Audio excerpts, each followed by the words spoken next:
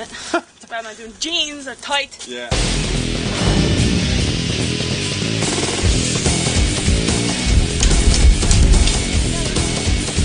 Down, push off.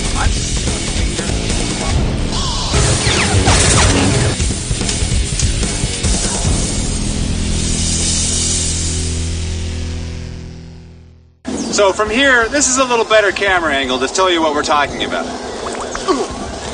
That's all it is. Make sure your fist is like this. You can also go like this too, but this sells more because you see more of the width of your hand.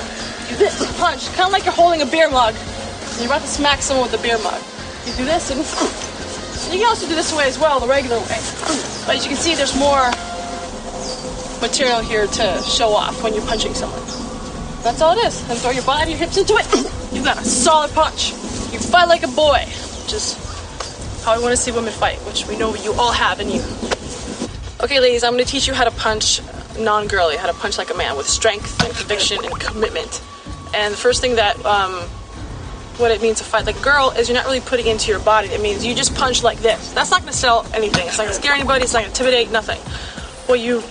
Whenever you're doing any kind of fighting, whether it's weapons or not, you must remember God gave us hips for a reason.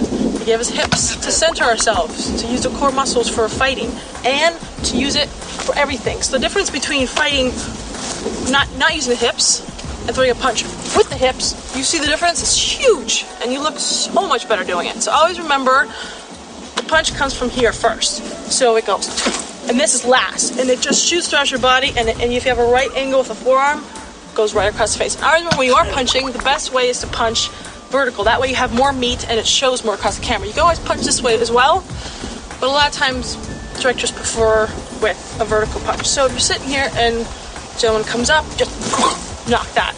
And always remember, you never get close. It's always 2 inches. You know, the better you get, the more closer you get to the face, but always 2-3 inches away from the mouth, because with the camera angles, it will sell great. And if you get the right angle, this is what it looks like if you do it right from your hips. Now that can knock anybody out. I don't care if you're a midget, if you're a 13-year-old girl, if you're a 40-year-old woman, you can knock the heck out of anybody. Remember, it comes from the hips first, and it reverberates all the way throughout your body, and then finally but not, what's that saying? Forget it. Anyway, you look great. And remember that when you're sword fighting, you use your hips to lunge and to attack, and that makes you look so much better than just doing this and throwing girly punches. Punch, attack always comes from your hips, no matter what. And if you learn how to do that and control it, and you can either do it the slow punching, or come back. He loves getting beat up by this all the time. Or faster. Do that. And no matter what, you will look badass. He's okay, see, you can tell. Need some water? Now, if you close the gap, you're still being safe. You're still hitting 2-3 inches away from his face. Now, when you close the gap and when you use this camera angle, that's how it works. And that's how it sells. A lot faster, a lot cleaner, safer, and it comes from the waist, and everything comes together.